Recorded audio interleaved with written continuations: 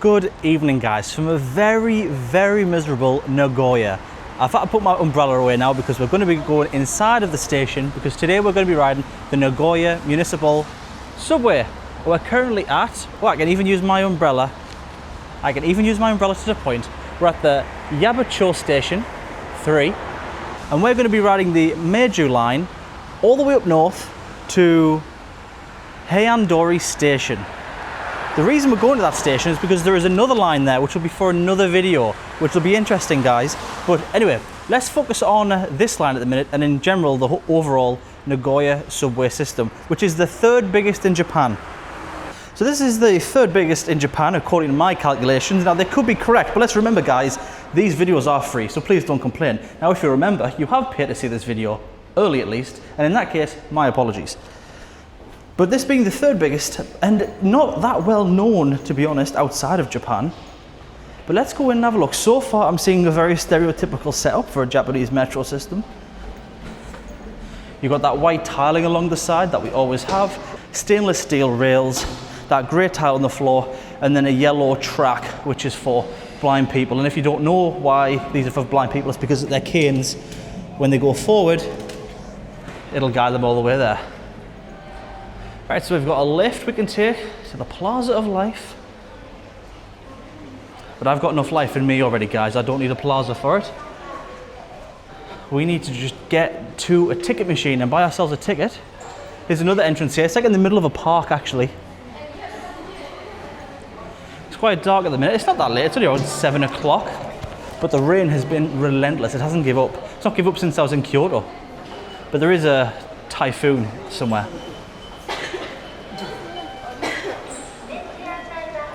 Right then, folks, let's buy ourselves a ticket.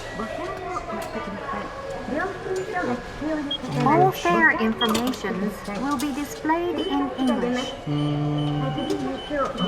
Oh yes, let's look at the map actually where we're going. We're going to Heian-dori, so that's a 240. Right, so we need a 240 ticket. And I'll buy this with coins, because I think I have enough. Actually, I have a lot of coins. Yes, 100, 100, 10, 10, 10, 10. Got a lot of shrapnel here, guys. There's my ticket. And of course, no change, because we were bang on. Right then, we need to take the... Bit funny, they do it in different ways here, so we need to take the clockwise train. As you can see, we're taking this purple line, and it's a big ring, so we're going clockwise because we need to get off at Heian-dori. So let's get on and go clockwise.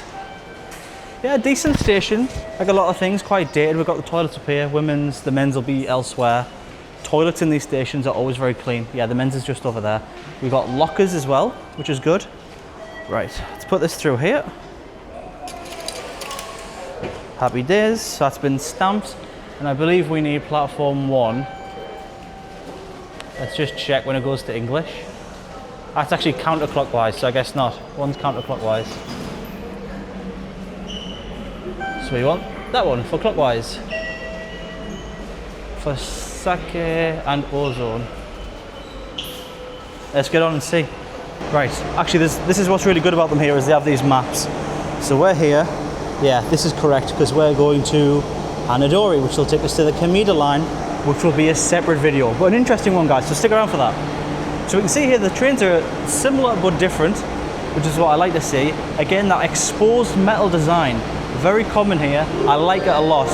But this has a purple stripe along it. So I imagine each line, because they're of a different colour, will have that different stripe. That stripe will be a different colour on each one. Let's go down to the bottom where it's probably a little less crowded.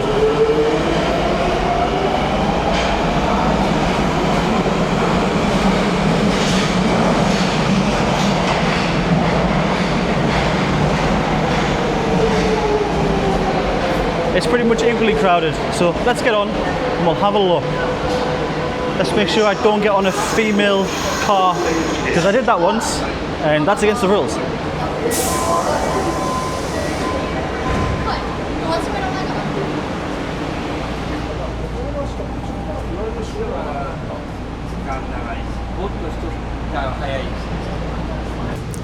Right guys, so definitely a different design on the interior here, which I quite like. This looks like the most modern one we've seen yet. The floor is like a kind of lino, I guess. So we've got a sort of two-tone colour scheme. We've got the grey and then the green. Again, I sound like a broken record, but it's immaculate as always. We've got our, like I like to call them, gymnast rings to hold on to, plenty of them. Big windows, not like it really makes a difference in an underground metro system. We've got an illuminated map actually. We've got this normal map behind me, but we've got an illuminated map over there which shows you which stop you're at. So that's really nice. I appreciate that a lot. Instead of just the next station board, showing there, I like it when it shows you a sort of up-to-date route map so you know what's coming. Chairs are a green, like a pea green. They look like that similar sort of bouncy style, and then the priority seats are like a dark blue. Very interesting, very nice, very clean. I like the stainless steel handles and everything, which are all gleaming and shiny. Just goes to show how well they keep things looked after here and how clean everything is. And you've got a rack overhead on the chairs as well. Seems to be a common theme in Japan. Most metros don't have a rack on top. Probably it's because you wouldn't want to leave your bag on display as someone plays nabbit. Should we have a little sit down? We'll see how comfortable they are. Alright, so actually they're not those bouncy seats like you'd get on, let's say, the tube or on the Osaka metro, but they are very comfortable.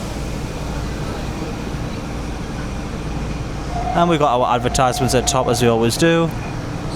Yeah, great.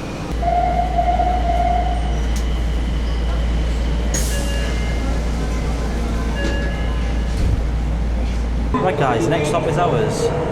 Flashing now, Heian-dori, because we're going to transfer to the Hamida line. So far, pretty good. I always enjoy taking metro. I think it's a really good way to get around a city. Although trams are possibly better because you get to see the city as you travel. Not a big fan of buses though. Usually crowded, less comfortable, more bumpy. Subject to traffic.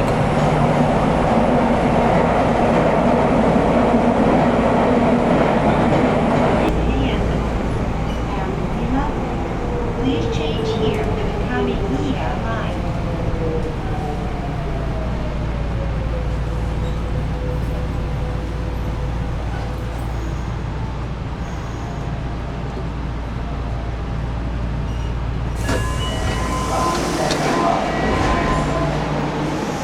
Right, let's see if we can get a look at the front of the train. I don't know if we'll have time before he shoots off. I say front, I mean the back, but still. We might. So you can see that. The purple strip, ozone. And off she goes.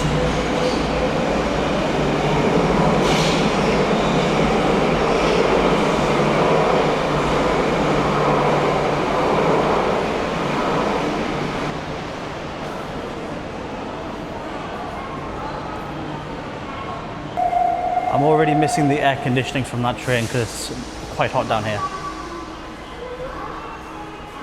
Exit.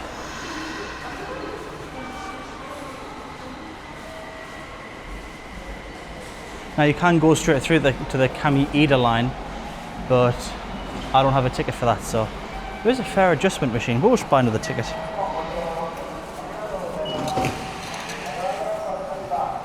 Right guys, I hope you've enjoyed this video looking at the Meiju line for the Nagoya Municipal Subway. I've had great fun. So let's see where we went from.